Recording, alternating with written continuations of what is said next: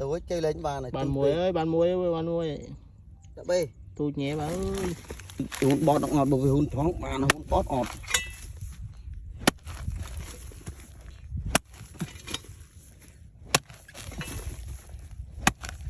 thôi cái xoay kia rồi hun bọt đấy một cái này khỏe rồi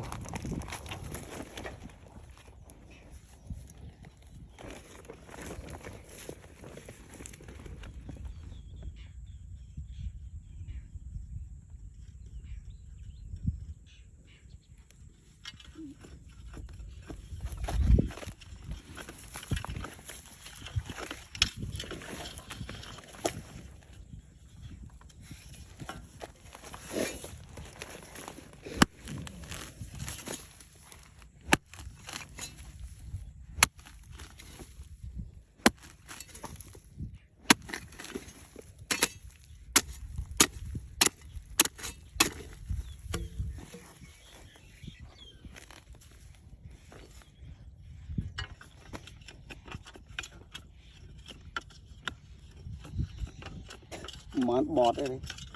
ta bên này lâu đòi ra cao vô cho không dễ điện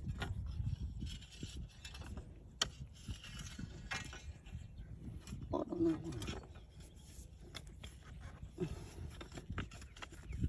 lẹ đấy bọt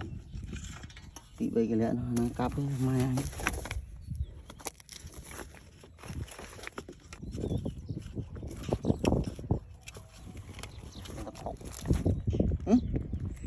gì mày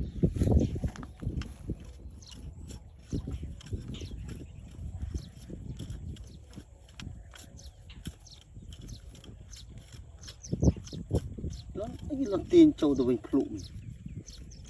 ok